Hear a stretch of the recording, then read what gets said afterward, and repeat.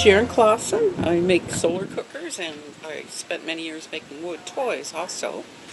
And I have a habit of, making everything myself. As a little kid, playing with, because we lived out in the country, there was nothing to do, no toys. So we turned our environment into a toy.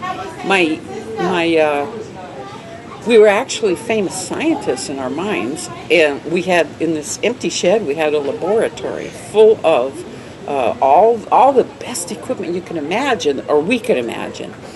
And so we discovered how to, replace bones and make spray skin, and we'd tell our mom about it, and she'd go, "That's cobwebs."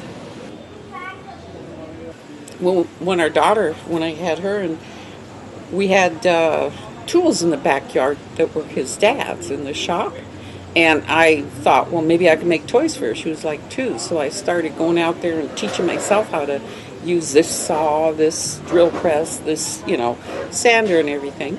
And so then I started making wood toys for her, and my friends saw them, and they're like, "Oh, those are just great." So then I started looking for craft shows, and I found this harvest festival that's, it travels all over California. So I spent 35 years, we made wood toys and sold them. During that time, I had developed an interest in solar cooking.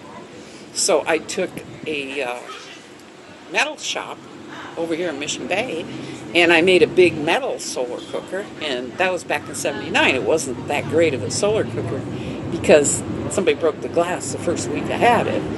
So I started later on, and after 2000, I started working on making all the solar cookers. There was a website called SCI. So I started making all of the solar cookers they had all out of cardboard.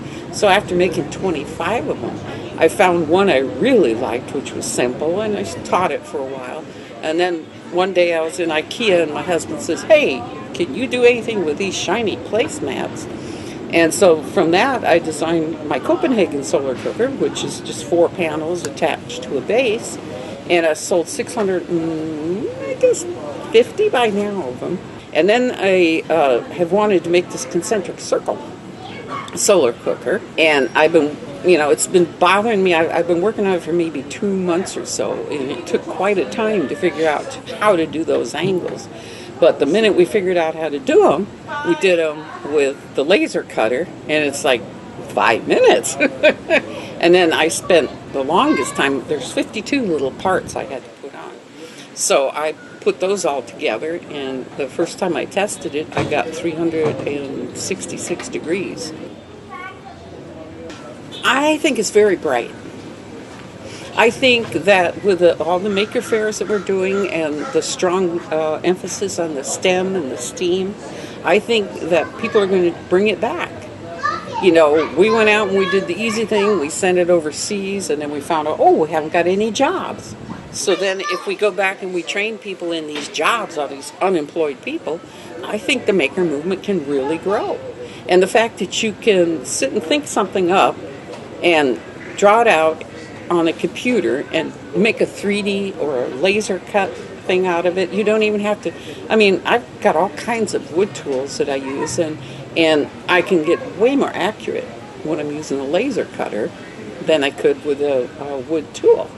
Though, I would learn, I've always learned through the doing, and then I have to go and turn it into something mathematical that you put on a laser cutter or a 3D printer or whatever the next thing is. So I think making is just beginning. I think it's just exploding.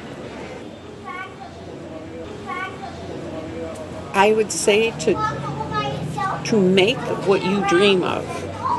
Because every little kid, they'll come up to you and say, if you ever listen to a little kid tell you about all the details of something, and then just get them engaged and bring them in and say, well, let's make one. Like, say he's into dragons or something. Well, let's make us a shield and a sword or something that we can play with it. Or, make a home, do like the Lego thing. We can build whatever we want.